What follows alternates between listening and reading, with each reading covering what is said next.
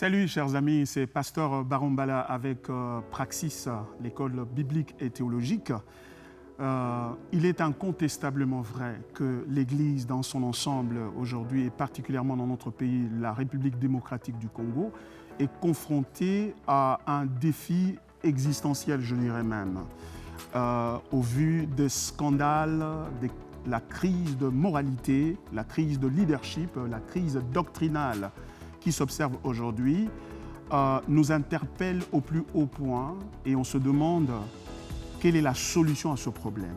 Avant de trouver la solution, il faut d'abord poser un diagnostic. Et notre diagnostic est le suivant, et que cette crise émerge d'un problème, d'une crise christologique, c'est-à-dire de l'identification de la personne de Christ et de son œuvre par rapport à notre foi.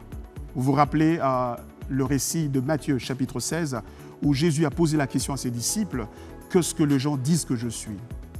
Les uns disent que tu es Jean-Baptiste, les autres un prophète, les autres Élie, etc.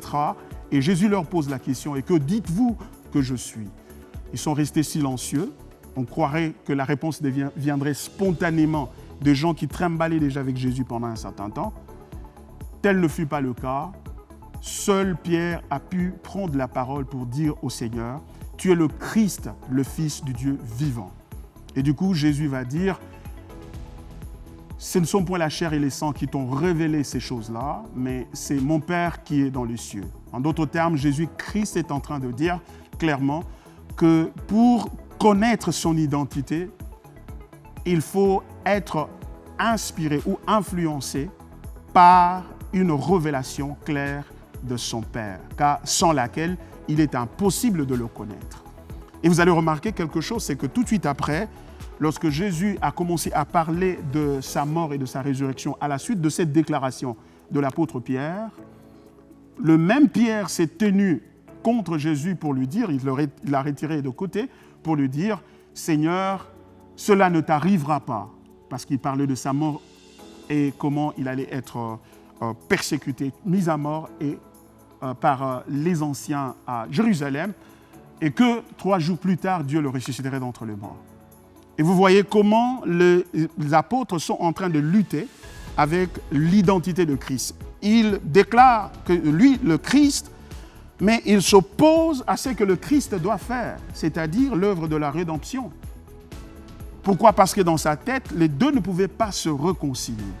Et on voit plus tard Jésus, après la résurrection, avec 2 disciples sur le chemin d'Emmaüs. Jésus parcourt tout l'Ancien Testament pour leur montrer que ce qui venait de lui arriver, c'est-à-dire sa mort et maintenant la résurrection, était déjà prédit dans l'Ancien Testament et que tout l'Ancien Testament ne parlait que de lui, c'est-à-dire de sa mort et de sa résurrection. Bien-aimés dans le Seigneur, la lutte de l'Église a toujours été une lutte christologique, de l'identité de la personne de Christ au travers les âges. Et c'est cette crise-là qui est à la base de tous les symptômes de l'immoralité, de lutte, de leadership et des distorsions doctrinales et autres que nous observons aujourd'hui. Alors, tant que nous ne pouvons pas nous accorder sur ce diagnostic-là, nous ne pouvons pas nous accorder aussi sur la solution.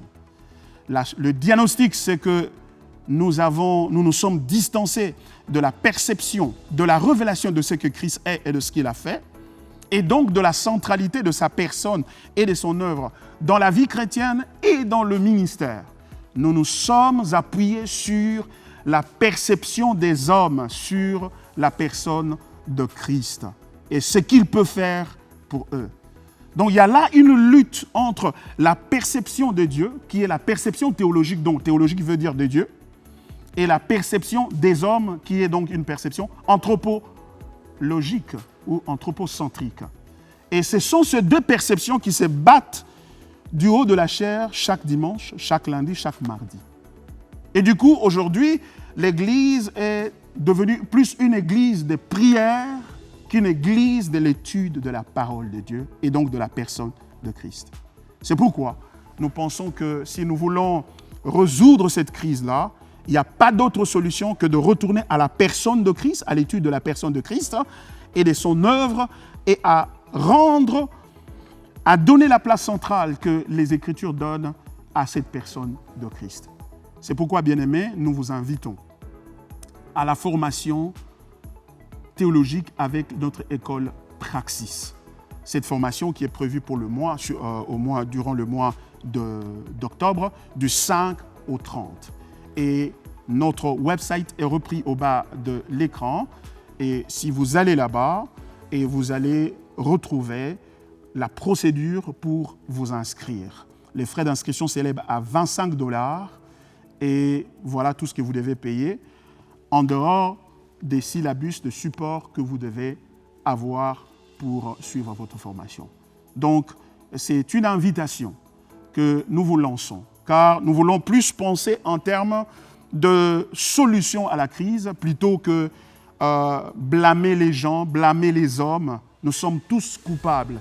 Il n'y a qu'un seul qui est digne, qui est juste, c'est Jésus-Christ. Et nous voulons retourner tous à lui, y compris moi-même, pour retrouver la pureté de l'Église, la force de l'Église, la puissance de l'Église, c'est Christ.